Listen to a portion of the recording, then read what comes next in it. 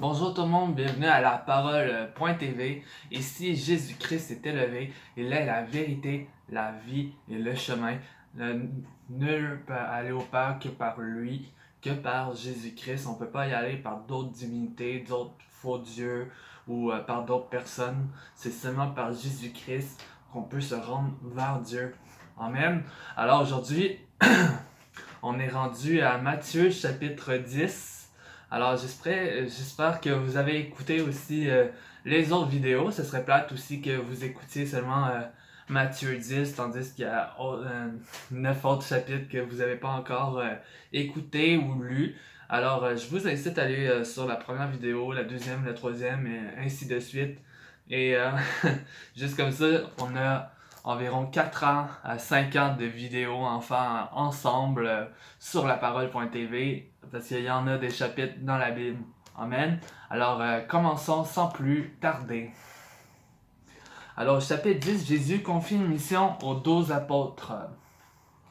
Puis Jésus appela ses 12 disciples et leur donna le pouvoir de chasser les esprits impurs et de guérir toute maladie et toute infirmité.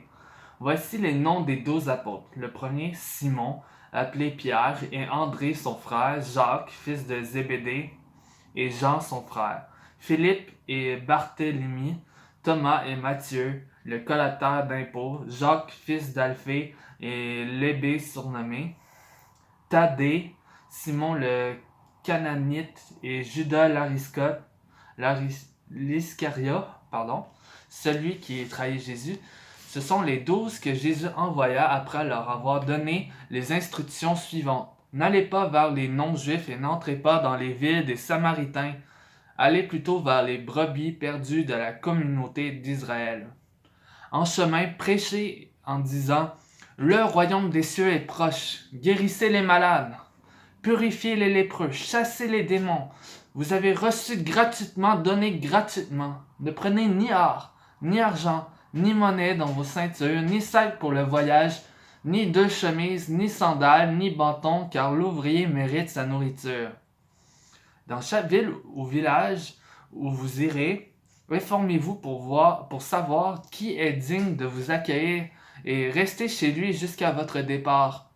En entrant dans la maison, saluez ses habitants, s'ils en sont dignes, que votre paix vienne sur eux. Mais s'ils n'en sont pas dignes, que votre paix revienne à vous. Lorsqu'on vous accueillera pas et qu'on ne vous écoutera pas vos paroles, sortez de cette maison ou de cette ville et secouez la poussière de vos pieds. Je vous le dis en vérité, le jour du jugement, le pays de Sodome et Gomorrhe sera traité moins sévèrement que cette ville-là. Alors, verset 16, Jésus prépare les disciples à la persécution. Voici que je vous envoie comme des brebis au milieu des loups. Soyez donc prudents comme les serpents et purs comme les colombes. Méfiez-vous des hommes car ils vous livreront aux tribunaux, ils vous fouetteront dans leurs synagogues. À cause de moi, vous serez conduits devant des gouverneurs et devant des rois pour leur apporter votre témoignage à eux et aux non-juifs. Mais quand on vous fera arrêter, ne vous inquiétez ni de la manière dont vous parlerez, ni de ce que vous direz. Ce que vous aurez à dire vous sera donné au moment même. En effet, ce n'est pas vous qui parlerez, c'est l'Esprit de votre Père qui parlera en vous. Le frère livrera son frère à la mort et le père son enfant. Les enfants se soulèveront contre leurs parents et le feront mourir. Vous serez détestés de tous à cause de mon nom, mais celui qui persévérera jusqu'à la fin sera sauvé. Quand on vous persécutera dans une ville, fuyez dans une autre. Je vous le dis en vérité, vous n'aurez pas fini de parcourir les villes d'Israël avant que le Fils de l'homme ne vienne. Le disciple n'est pas supérieur au maître, ni le serviteur supérieur à son Seigneur. Il suffit au disciple d'être traité comme son maître et au serviteur comme son Seigneur. S'ils ont appelé le maître de la maison... S'ils ont appelé le maître de la maison de Bézébul, ils appelleront d'autant plus volontiers ainsi les gens de sa maison. N'ayez donc pas peur d'eux, car il n'y a rien de caché qui ne doive être découvert, ni de secret qui ne doit être connu.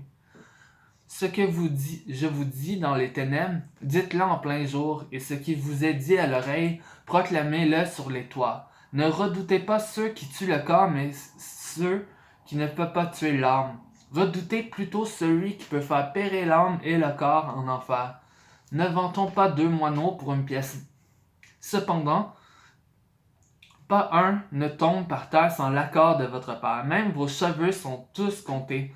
N'ayez donc pas peur, vous voulez plus que beaucoup de moineaux. C'est pourquoi toute personne qui se déclare publiquement pour moi, je me déclarerai moi aussi pour elle devant mon Père céleste. Mais celui qui me reniera devant les hommes, je le réunirai aussi devant mon Père céleste. Ne croyez pas que je sois venu apporter la paix sur la terre.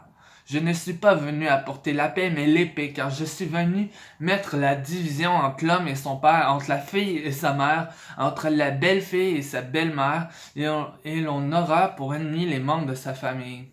Celui qui aime son père ou sa mère plus que moi n'est pas digne de moi. Et celui qui aime son fils ou sa fille plus que moi n'est pas digne de moi. Celui qui ne prend pas sa croix et ne me suit pas n'est pas digne de moi. Celui qui conserve sa vie la perdra, et celui qui perdra sa vie à cause de moi la retrouvera. Si quelqu'un vous accueille, c'est moi qui l'accueille, et celui qui m'accueille accueille celui qui m'a envoyé. Celui qui accueille un prophète en qualité de prophète recevra une récompense de prophète, et celui qui accueille un juste en qualité de juste recevra une récompense de juste. Et si quelqu'un donne à boire, ne serait-ce qu'un verre d'eau froide à l'un de ses petits qu'il est mon disciple, je vous le dis en vérité, il ne perdra pas sa récompense. Amen. Voici ce qui est tout pour le chapitre 10. Et le verset le plus marquant selon moi, c'est... ici, il disait, tu sais... si tu aimes plus ton père, ta fille, ta famille ou les choses de ce monde que Dieu, tu ne le mérites pas. Amen. Et c'est vraiment quelque chose à considérer dans nos vies. Qu'est-ce qu'on aime plus que Dieu? Et qu'est-ce qui prend la place dessus de Dieu à travers nos vies? Tu sais, il y a des choses qu'on met en priorité avant Jésus-Christ, avant notre amour pour Jésus-Christ. Est-ce que pour toi, c'est plus important d'avoir une famille, d'avoir une maison, d'avoir une belle voiture, d'avoir toutes ces choses que d'avoir Jésus-Christ? Es-tu prêt à son grand retour quand il va revenir sur terre? Il va revenir chercher son peuple, mais toi, est-ce que tu vas dire « Ah, mais moi, j'avais des projets, j'avais envie d'avoir 4 enfants, j'avais envie d'avoir une voiture, une belle maison, une petite maison même, ou j'avais envie de faire tel travail. Ah, mais Jésus-Christ, ce n'est pas encore le temps. » Au contraire, c'est le temps de tout mettre ces choses de côté, ces priorités de côté, et dire, voilà Jésus, je suis prêt à ton retour, je t'aime plus que toutes ces choses, et rien ici va me retenir. C'est comme la femme de Lot, tu sais, quand ils se sont enfuis de Sodome et Gomorrhe, ils se sont enfuis, et elle, la femme de Lot, a regardé en arrière, tandis que les anges avaient dit, ne regardez pas en arrière, ce qu'il y a là-bas. Et là, elle s'est tournée et voilà, elle fut changée en statue de sel ou de pierre, je ne me rappelle plus.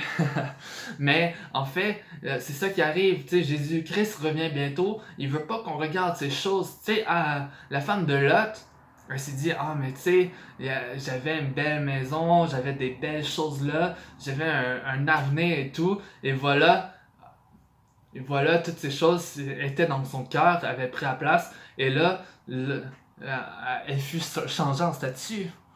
C'est ça qui va arriver lors de l'avènement de Christ. Ceux qui regardent en arrière, ceux qui ne veulent pas, ceux qui ont des projets ici sur terre, vont se faire et vont rester ici durant les 7 ans de tribulation qu'il va y avoir sur la terre. Alors je vous conseille de donner pleinement votre vie à Jésus-Christ. Amen. Alors on se rejoint au chapitre 11 de Matthieu à la prochaine vidéo. Au revoir.